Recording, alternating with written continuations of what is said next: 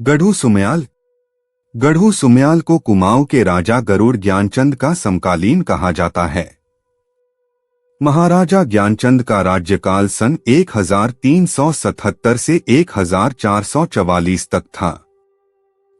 इसी कालांश के इस वीर योद्धा को उसकी वीरता के लिए पूजा जाता है।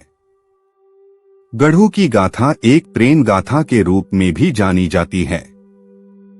इसके पिताजी एवं पूर्वजों की गाथा आपने कल की वीडियो में देख लिया है। अब आगे बढ़ते हैं। खिमसारी हाट। गढ़ू सुमयाल बड़ा भारी मल्ल था। उसके पूर्वजों ने भी वीरता दिखाई थी। एक बार खिमसारी हाट में अकाल पड़ा। लोग भूखों मरने लगे। गोद के बच्चों की मृत्यु हो गई। सुहागिनें विधवा हो गईं। गढ़ू सुमयाल भी भूख से तड़पने लगा। वह अपनी मां से अरुणीवन चलने को कहता है। दोनों मां बेटा अरुणीवन जाकर फल फूल खाकर अपना पेट भरने लगते हैं। अरुणीवन की हरी हरी घास को देखकर लीलावती को दीपकोट में रहने वाले गढ़ू के ताऊ दीपू की भैंसों की याद आती है। वह अपनी नौलाखी हंसुली देकर गढ़ू को दूध देने वाली भैंस लाने के लिए कहती है।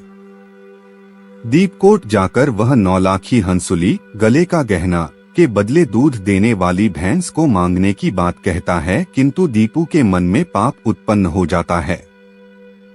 वह मंत्र फेरता है और अपने पुत्रों को गढ़ू को मारने का संकेत करता है। इसके लिए वह दूसरे जंगल जाकर दुधारी भैंस लाने को कहता है।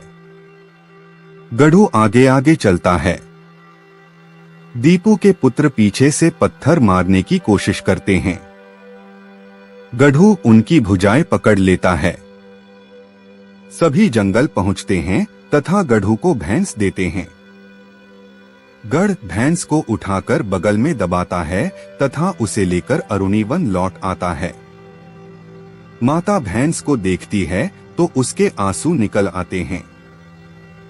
जेठ ने उसे बाझ भैंस दे दी है। वह भगवान को साक्षी देती है। भैंस का दूध निकल आता है। मां बेटे सुखचौन से रहने लगते हैं। गढ़ू सुमयाल मुरली वादक था। एक दिन वह जंगल में मुरली बजाता है। सुरमा नाम की कुमारी उसी वन में रहती है। वह गढ़ू की मुरली पर मोहित हो जाती है तथा मन ही मन उसकी हो जाती है। वह 9 दिन 9 रात तक गढ़ू को खोजती रहती है। अंत में 10वें दिन सुरमा गढ़ू से मिलती है। गढ़ू सुरमा को लेकर मां के पास पहुंचता है। तत्पश्चात तीनों आनंद से जीवन व्यतीत करने लगते हैं। गढ़ू का घर अन्नधन से भरपूर हो जाता है। गढ़ू का ताऊ दीपू गढ़ू सुमयाल की उन्नति को देखकर जलने लगता है और उसको पुनः बर्बादी के रास्ते पर धकेलने का निश्चय कर लेता है। वह गढ़ू के पास जाकर उसके पिता की वीरता का बखान करता है और उसे बकाया मालगुजारी वसूल करने के लिए प्रेरित करता है।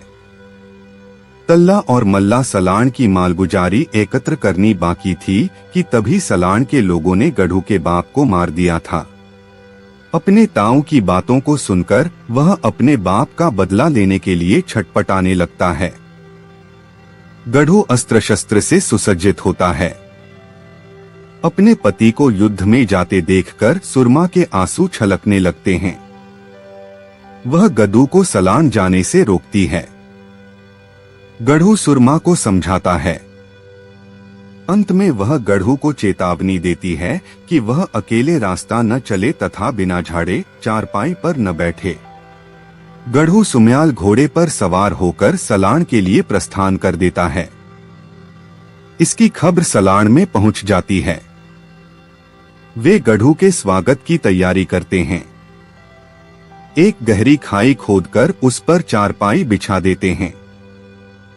बैठने से पहले गढ़ू को सुरमा की कही बात याद आ जाती है। वह बेंत की चोट चारपाई पर मारता है। नीचे गड्ढा दिखाई देता है। गढ़ू घोड़ी पर सवार हो जाता है और अपने दुश्मनों को केले की तरह काट डालता है। उसने पूरे सलाम को साध कर मालगुजारी वसूल की तथा उन पर नए कर भी लगा दिए। उधर दीपू एक अन्य षड्यंत्र रचता है। वह सुरमा को अपनी बहू बनाने की सोचता तथा सुरमा के मामा को थैला भर रुपया देता है। सुरमा का मामा किसी बहाने से उसे दीपकोट बुलाता है। बारात सजाई जाती है।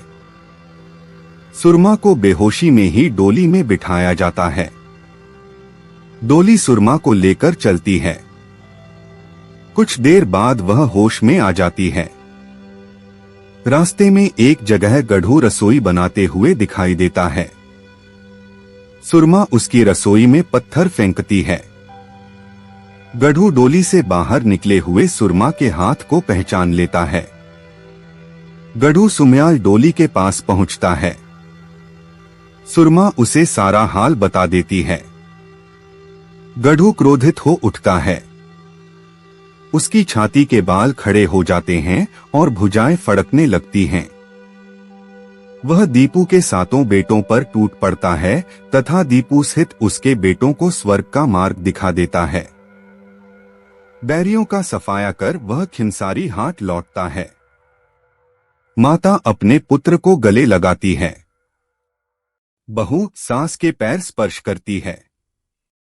खिंसारी हाट में आनंद और बधाई के बाजे गूंजने लगते हैं। इस प्रकार गाथा सुखांत है। किंतु कहानी वही है देवता व दानवों की, कौरव व पांडवों की।